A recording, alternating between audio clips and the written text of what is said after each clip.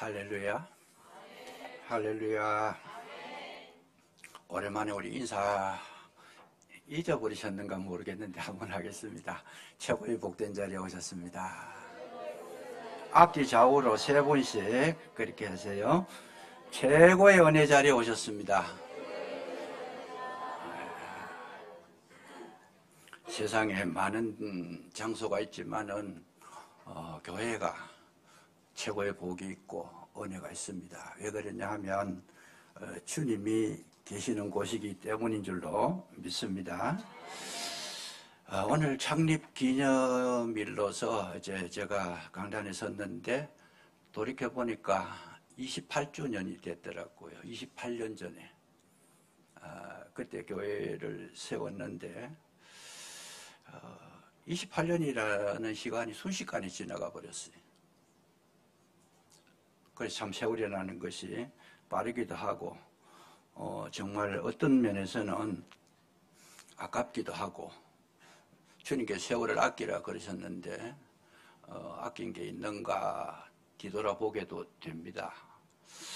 한국에 교회가 몇 개냐 했을 때 JTBC에서 통계를 냈는 것을 보면 7만 8천 개입니다. 한국 교회가. 물론 거기에는 여러 가지 부류의 교회가 있겠지만은 어쨌든 총 숫자가 7만 8천 개. 대구에는 교회가 몇 개인 줄 아십니까? 대구에 잘 모르시죠?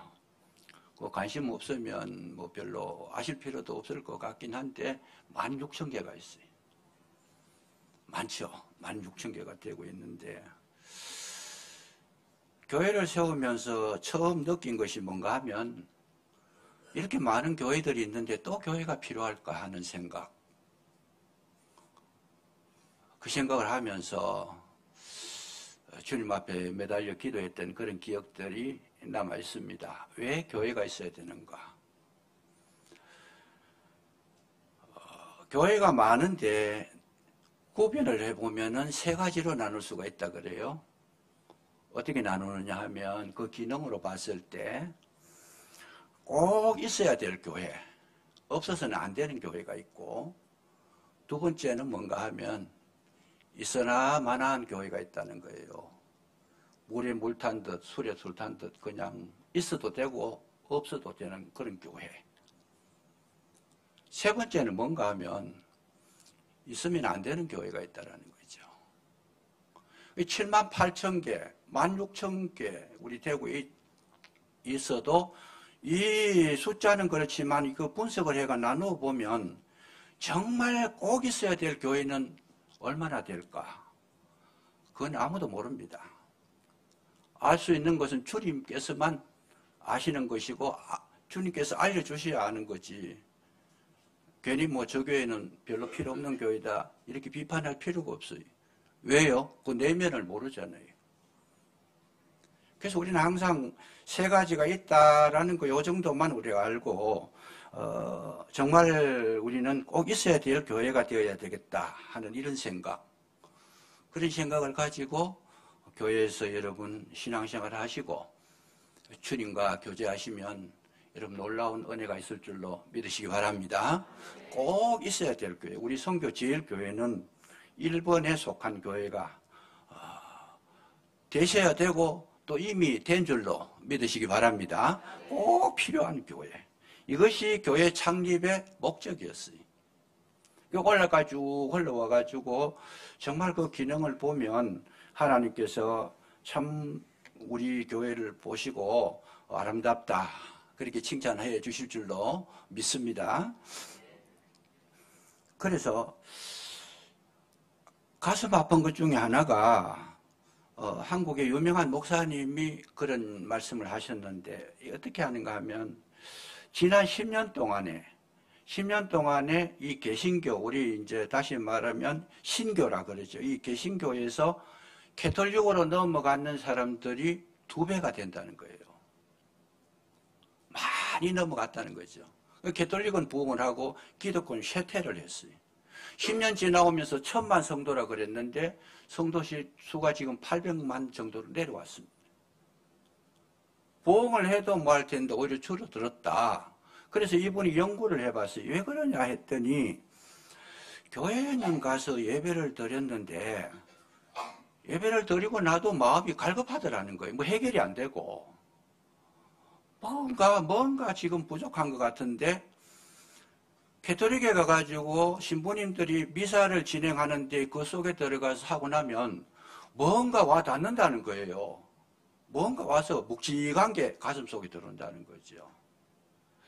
그래서 이게 왜 그럴까? 또 좀 더 연구를 해보니까 그 미사 속에는 천주교에서 하는 그 미사 속에는 뭔가 모르게 엄숙함이 있고 말씀에 어떤 내용들이 들어있는데 개신교는 너무 가볍더라는 거죠. 그래서 분석을 해보니까 왜 그럴까? 영혼이 왜 갈급할까? 하나님의 진리의 말씀이 사라지고 지금 희미해지고 있다는 거예요. 모든 교회들이 진리에 치중하지 않고 어디로 가느냐? 모든 것이 현실적이고 기복적이고 행사적이고 순간적이고 이 육체적인 여기에 초점을 맞추니까 영혼이 메말라 버리더라는 거죠.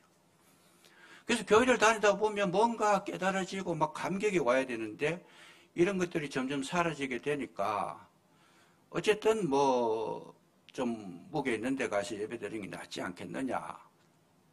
그래서 옮긴 사람들이 그렇게 많이 2배나 늘었다는 거죠. 그래서 이럴 때에 우리 교회가 어떻게 해야 되겠는가 하는 거. 이제 창립 기념주, 그런 어떤 주일이고, 예배니까 이제 이런 내용을 우리가 한번 살펴볼 필요가 있지 않겠나 하는 그런 생각을 가지게 됩니다. 자, 이렇게 전제를 놓고 보면, 자, 보세요. 하나님은 삼위일체 하나님이신데, 삼위일체 하나님께서 이 세상을 창조하실 때, 또 이 세상을 섭리하고 이루어 나가실 때는 꼭 보면 3가지 요소를 기둥같이 세워 놓으신 걸 볼 수가 있습니다. 그게 뭐냐 하면, 예를 들면 국가가 하나 형성이 되는데도 국가에도 3가지가 있어야 된다는 거예요. 뭐가 있어야 돼요? 땅이 있어야 된다. 영토가. 영토가 없으면 국가가 안 되는 거죠. 그리고 2번째는 거기에 백성이 있어야 된다는 거예요. 아무리 땅이 넓어도 사람이 안 살면 그건 국가가 안 되는 것이다. 그 다음에 있어야 되는 것이 뭐냐? 그 주권, 국민의 주권이 있어야 된다. 이거 3가지가 있어야 한 국가가 된다는 거죠. 그래서 하나님은 하나님의 삼위의 역사를 이렇게 표현하고 계신다. 그 말씀이죠. 식물을 심어서 자라게 하는데도 3가지가 필요하다는 것이죠. 뭐가? 땅이 있어야 된다. 이 씨앗을 뿌려놔가지고 키워줄 수 있는 땅이 없으면 씨만 가지고는 안 된다는 거죠. 그 씨앗이 땅에 떨어져서 자라려고 그러면 땅이 있어야 되고 그 다음에 뭐가 있어야 되느냐? 기온이 맞아야 된다는 거예요. 저 북극에 가가지고 얼음 속에 씨앗을 뿌려놓으면 얼어 죽어버리는 거죠. 따뜻한 온도가 있어야 된다. 그 다음에 3번째 있어야 되는 게 뭐가 있어야 되느냐? 이 식물이 자랄 때는 반드시 물이 있어야 된다는 거예요. 물이 없으면 자랄 수가 없습니다. 그래서 이 3가지를 딱 이렇게 맞출 때에 이 식물이 자라서 열매를 맺게 되는데 거기에도 또 3가지 요소가 있어야 된다는 거예요. 그게 뭐냐 하면 이 비료, 거름이 들어가야 되는데 질소, 인산, 칼이, 칼륨이라 그러죠. 이 3가지가 있어야 식물이 뿌리도 튼튼하고 나무도 튼튼하고 열매도 많이 맺는다. 이렇게 놓고 보면 만물이 움직이는 모든 현상들을 바르게 이해할 수 있습니다. 하나님께서 에덴 동산을 만드셨을 때 에덴 동산에도 그냥 에덴이 아니고 3가지가 있어야 에덴이 된다는 거예요. 그 3가지가 뭔가? 거기에 사람을 하나님께서 만드셨어요. 사람이 없으면 에덴 동산은 소용이 없는 거잖아요. 사람을 만드셨고 그 다음에 에덴 동산에 뭐가 있었느냐? 그 사람이 할 일을 만들어 주셨다는 거예요. 사명이 있다. 일을 시켰다. 에덴 동산만 만들어 놓고 사람만 만들어 놓으시고 맨날 그냥 뭐 먹고 자고 누구 놀아라. 이렇게 하면 그건 에덴이 아니라는 거죠.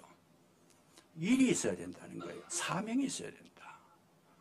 세 번째는 뭔가 하면 그 에덴 동산에 식물들이 자라 올라오는데 반드시 하나님께서 추가하신 것이 뭔가 하면 강을 만들었어요. 강이 뭡니까? 물이라는 거죠. 이 물이 흘러가야 식물이 자랄 수 있는 것이다. 그래서 에덴도 그냥 에덴이 아니고 요 세 가지가 있을 때만이 에덴이 될 수 있다는 거. 거기에 하나님께서 함께 하시고 저들과 대화하시고 정말 행복하게 살아갈 수 있도록 꾸며놓은 것이 아름다운 에덴 동산이었습니다. 그랬을 때 오늘날 교회에는 어떤 것이 있어야 되는가? 그런 비준으로 봤을 때 교회에도 세 가지가 있어야 된다는 거예요. 뭐가 있어야 되느냐? 사람이 있어야 된다. 두 번째는 뭐가 있어야 돼요? 일을 해야 돼요. 사명이 있어야 된다. 세 번째는 뭐가 있어야 돼요? 물이 있어야 된다. 물은 뭐예요? 예수를 증거하는 성령을 상징하는데 곧 물은 성령의 거룩한 역사가 흘러야 교회가 된다는 거죠. 그 교회에 성령의 역사가 없으면 사람만 있고 일만 하면 그거는 사회 기업하고 똑같은 거예요. 교회에는 성령의 역사가 있어가지고 성령의 인도하심이 있을 때만이 교회가 될 수 있다. 그래서 이 세 가지 요소를 제대로 갖추어야 꼭 필요한 교회가 된다는 겁니다. 꼭 있어야 될 교회. 오늘날 있어서는 안 되는 교회가 있어요. 먼 곳이지만 영국 같은 나라에는 예수님 없어도 성령이 없어도 우리끼리 모여가지고 이렇게 교회를 만들어서 재밌게 즐기자, 지내자 하는 그런 교회가 생겼습니다. 그 교회는 누가 없어요? 다 있는데 성령이 없어요. 자기들끼리 모여가 재밌게 하고 막 즐겁게 하고 막 기분 좋게 하고 하는데 주님 필요 없다는 거예요. 우리끼리 기분 좋으면 된다 그냥. 이런 교회는 생명이 없어요. 예수님이 없으니 생명이 없는 교회다. 그래서 이 세 가지를 우리 교회 속에서 갖출 때만이 꼭 필요한 교회가 되는데 우리가 하나 세 가지를 살피려고 그러는데 오늘 좀 많이 바쁘시다 그래요. 그래서 짧게 말씀드리겠습니다. 제일 첫째는 뭔가 하면 사람이 있어야 되는데 요즘 그 시골에 가보면은 뭐 영덕 쪽에 그쪽에 제가 지나다니면서 보면 뭐 봉화라든지 뭐 이쪽으로 보면 인구가 없대요 지금. 자꾸 줄어가지고. 그래 집은 좋은 집들이 있는데 빈집이에요 전부 다.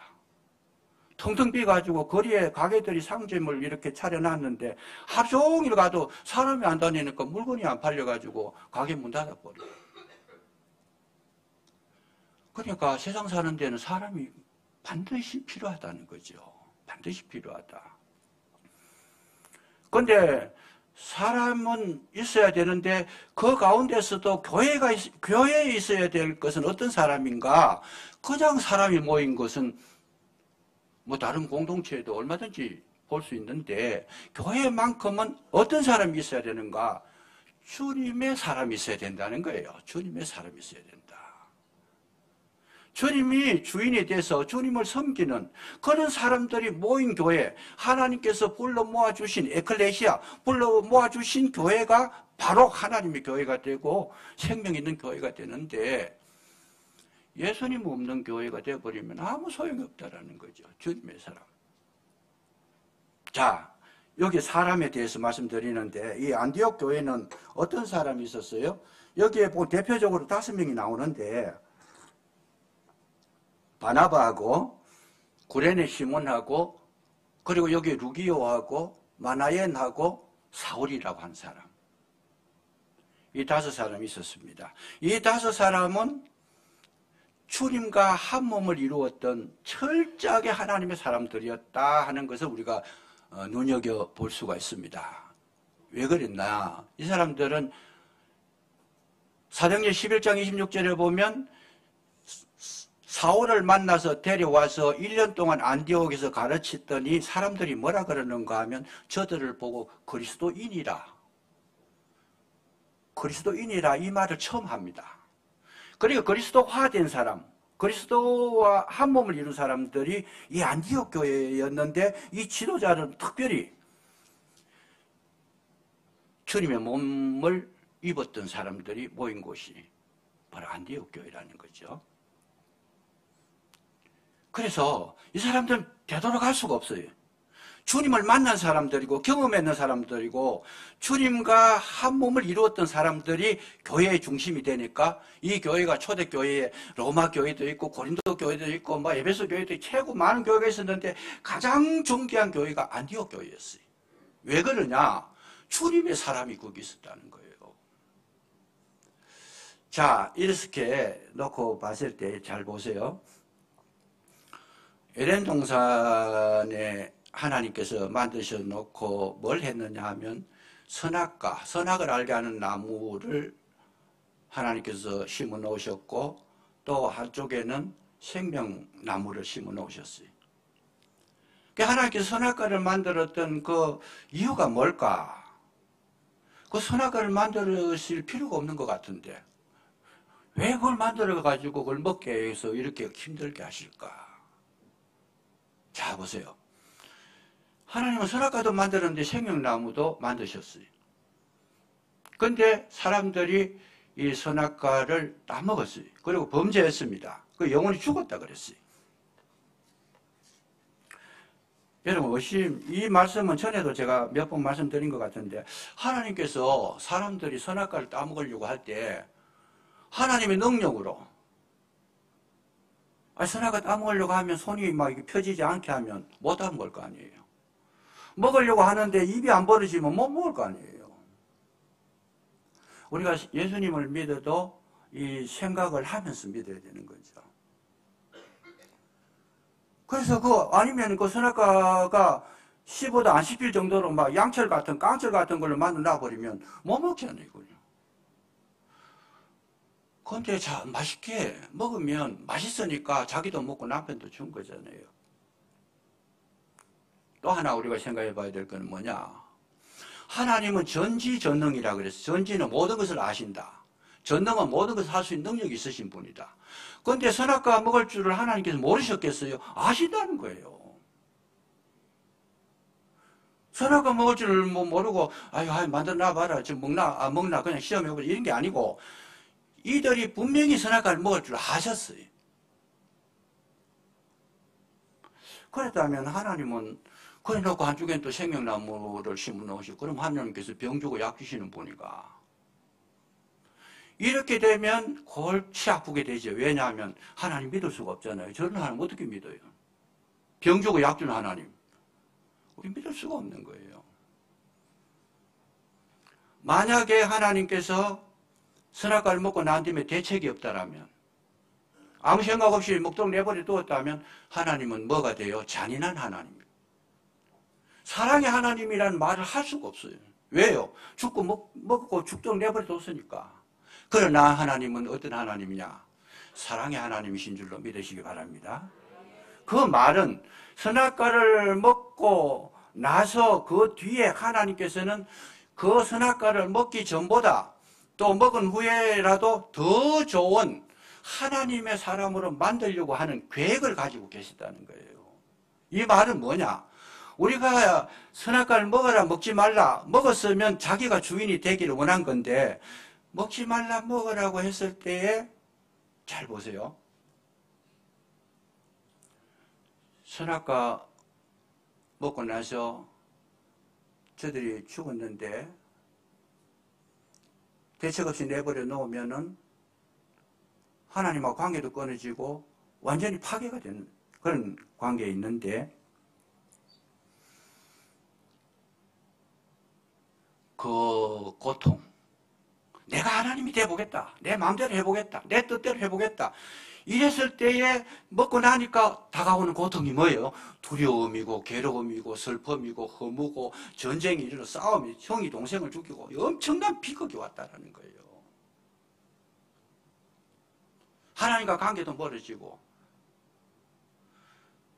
그러고 났을 때에 저들이 그 비참함 속에서 생명나무의 과실을 하나님께서 예배해 놓으셨는데 그 생명나무 과실이 누구냐? 예수 그리스도가 내가 곧 길이요 진리요 생명이라고 그러셨어요. 예수 그리스도를 그 비극적인 상황 속에서 예수 그리스도를 만나서 생명을 얻고 나니까 정말 하나님을 떠난 것이 얼마나 그것이 힘든 것인가를 알았다는 거예요.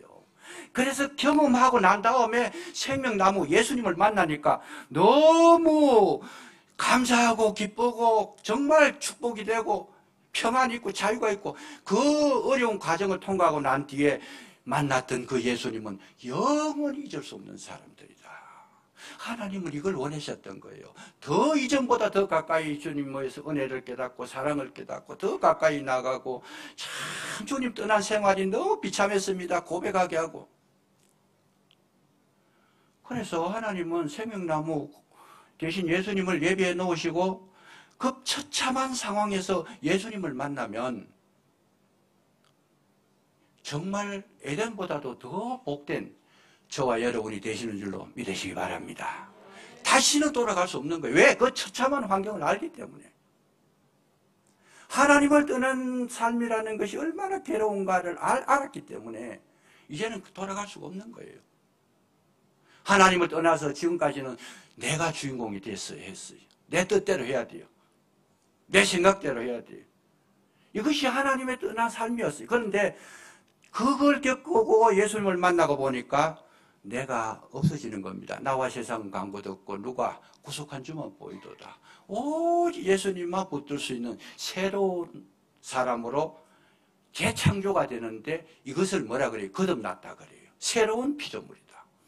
그래서 정말 새로운 피조물 되는데, 예수님을 그 과정 속에서 예수님을 만난 저와 여러분들은 다시는 세상으로 돌아가지 못할 줄로 믿으시기 바랍니다. 다시는 못 돌아가는 거예요. 이 사람들이 주인공이 되는 겁니다. 아직까지도 교회 속에서 내 뜻대로, 내 마음대로, 내 생각대로, 내 길로, 내 의의를 위해, 내 자랑하기 위해서 신앙생활을 하고 계신다면 아주 이거를 지금 모르고 계신다는 거예요. 주님이 없는 삶을 살고 있는 거예요. 진짜 사망의 음침한 골짜기를 벗어나서 그때 생명의 길, 평안의 길을 만난 예수님을 만나서 새 삶을 살게 되면 내가 없어져 버리고 내 뜻도 사라지고, 이제부터는 누구? 오직 주님께만 행복이 있고, 주님만이 길이 되시고, 주님만이 진리가 되시고, 주님만이 생명이 되시는 줄로 믿으시기 바랍니다. 돌아갈 수 없는 사람이 됐어요. 저와 여러분은. 우리 이 땅에 사시다가 세상 떠나면 어디로 가야 돼요? 우리는 지옥에 갈래야 갈 수가 없는, 이 과정을 통과했는 사람, 영원한 생명을 얻게 된 줄로 믿으시기 바랍니다. 얼마나 감사해요 이게. 근데 아직 이 수준에 이르지 못했다면 우리는 믿을 수 있는 사람이 못 되는 거예요. 이 안디옥 교회는 전적으로, 사도 바울은 예수님을 만나고 난 다음에 나의 모든 삶을 뭐라 그래? 자기 인생을 배설물과 같이 여기노라. 내 속에 그리스도가 계시는데 내가 살든지 죽든지 오직 주의 영광을 위해서 살리라. 바울은 그렇게 고백해서 살았다는 거죠. 여기에 이 5명은, 이 마나에는 왕족입니다. 왕족 생활 해봐야 별거 없더라. 아무것도 없더라. 딱 끊고 그리스도를 만나고 나니까 그 피난간데 이방 땅이에요. 남은 땅에 가가지고 거기서 예수님 모시고 사니까 최고 행복이더라. 그거를 알았던 것이 안디옥 교회의 지도자들이었더라는 거. 이 은혜가 있으시기를 주의 이름으로 축원합니다. 이게 참 교회라는 거예요. 두 번째는 뭐냐면, 첫째는 주님의 사람이 있어야 되고, 두 번째는 주님의 일이 있어야 된다. 주님의 사명. 예수 믿는 정말 거듭난 사람들이 있을 때에는 뭐가 주어져요? 일이 주어진다는 거죠. 늘 아무 생각 없이 나는 노는 게 제일 좋습니다. 그건 주님 만난 증거가 없는 사람이고, 일을 한다는 거죠. 사명을 가지게 된다는 거예요. 어떤 경우에서도 주님이 시켜주시는 그런 사명을 가진 자다. 바울과 실라가 빌립보 지역에서 귀신 들린 여종을 낫게 해줍니다. 귀신을 쫓아내버리고 낫게 해주니까 그것이 문제가 됐어요. 왜요? 귀신 들린 여종을 통해서 돈 벌어먹은 사람들이 고발을 해가지고 감옥에 갇혔어요. 감옥에 갇혀버렸어요. 그 감옥에 들어갔는데 그때 그 감옥, 빌립보 감옥은 사형이나 마찬가지예요. 사형이나 마찬가지. 그 이제 죽은 거죠. 근데 저들이 뭘 했느냐? 기도하고 찬미하였더라. 그랬더니 옥문이 열려져 버렸어요. 그래서 나와가지고 사형 당할 뻔 했다가 나오니까 얼마나 좋았겠어요. 저와 여러분은 어떻게 생각해요? 나오면 도망가야 되죠. 빨리 금융원님, 뭐든 가는 게 1번 순서잖아요. 근데 저들은 도망을 안 갑니다. 도망을 안 가요. 안 가니까, 나오니까 누가 있어요? 간수가 있었어요. 간수가 있어가지고 막 두려워 떨고 있는데, 너 왜 그러냐? 자기들이 지금 사형당할 판이니까 괴로워하잖아요. 바울과 실라가 나와가 도망가지 않고 거기 있었던 이유가 뭐냐? 이 간수, 거기서도 자기들이 해야 될 일이 있었다는 거예요. 멀리. 도망가는 것보다, 내 생명보다 더 중요한 게 여기에서 지금 간수에게 복음 전하는 것이 자기들 일이었다는 거죠. 그 사명을 발견하고 나서는 못 가는 거예요. 그 지경에 놓였을 때도 사명 있는 사람들은 그 자리를 지킨다는 거예요. 오늘 저와 여러분이 이 땅에 살아갈 때 꼭 필요한 교회는 뭐냐? 내 형편 돌아보는 것이 아니라 정말 복음의 사명을 감당하는. 그래서 뒤돌아볼 수는 볼 만큼 그 여유는 없습니다만은 우리 교회가 뭐예요? 사명이 있잖아요. 선교 제일이라는 거죠. 이 사명 감당하시기를 주의 이름으로 축복합니다. 일이 있어야 돼요. 아무리 힘들어도 일을 해야 돼요. 우리 교회는 뒤돌아보면 그래요. 전도 많이 해가지고 부흥한 것도 열심히 했습니다. 하긴 했는데 사실은 보면 전도해가지고 교회 온 사람보다 선교지 갔다 오면 꼭 그 주에 그 다음 주에 등록을 해요. 그건 누구냐? 그건 하나님 보내주신 사람. 오늘 저와 여러분 사명 감당할 때 하나님께서는 옥문도 열어주시고 기적도 행하시고 능력도 행하시고 축복이 될 줄로 믿으시기 바랍니다. 세 번째는 뭔가 성령의 역사가 있어요. 성령의 역사가 있다라는 말의 뜻이 뭐냐? 여기 보니까 주를 섬겨, 여기 보세요. 2절. 주를 섬겨 금식할 때 성령이 이르시되 내가 불러 시키는 일을 위하여 이렇게 말씀합니다. 예배 드리실 때에 꼭 필요한 게 하나 있어요. 이것이 있어야 됩니다. 마무리가 되는데 이게 뭐냐면 여러분 예배 드릴 때는 뭐가 있어야 돼요? 말씀을 듣고 깨달음이 있고 그 말씀에 응답을 하고 결단하는 것이 있어야 된다는 거예요. 그게 예배입니다. 여기 성령이 말씀하시는 것을 들었잖아요. 예배를 드렸는데 나는 들은 게 아무것도 없다. 깨달은 것도 없다. 아는 것도 없다. 문 열고 나가면 새까맣게 제목도 잊어버렸다. 이렇게 돼버리면 예배가 안 된 거예요. 그거는. 반드시 예배 속에는 뭐가 있느냐? 교회 속에는 뭐가 있느냐? 응답이 있다라는 거죠. 내가 하나님 앞에 말씀을 들은 게 있어야 돼요. 그래서 그 말씀을 듣고 눈물도 흘리고 깨달음도 있고 회개도 하고 고백도 하고 결단도 하고 이것이 있을 때에 교회가 완성이 된다라는 거죠. 그래서 여기 성령께서 말씀하시는 것이 뭐냐? 따로 불러 세워가지고 선교사로 파송을 해라. 이 말씀을 저들은 들었던 거죠. 말씀을 알아듣는 데에는 뭐가 필요하냐? 성령의 역사가 있어야 들려진다는 거예요. 성령의 역사가 없으면 아무리 여기서 천사가 와서 말씀을 전해도 안 들려집니다. 그래서 우리는 말씀을 들었을 때 반드시 내게 들려지는 것이 있을 때에 마무리가 되는데 그 말씀이 다 들려지느냐? 들려지지 않습니다. 여기서 뭐예요? 저들이 주를 섬겨 금식할 때 성령이 나타났습니다. 요것만 하고 마치려고 합니다. 주를 섬겨 금식할 때 뭐냐? 금식은 자기를 비우는 거예요. 오직 주님만 바라볼 때 그때 성령의 음성이 들리는 겁니다. 내 욕망이 꽉 찼을 때는 하나님의 음성이 들어오질 않습니다.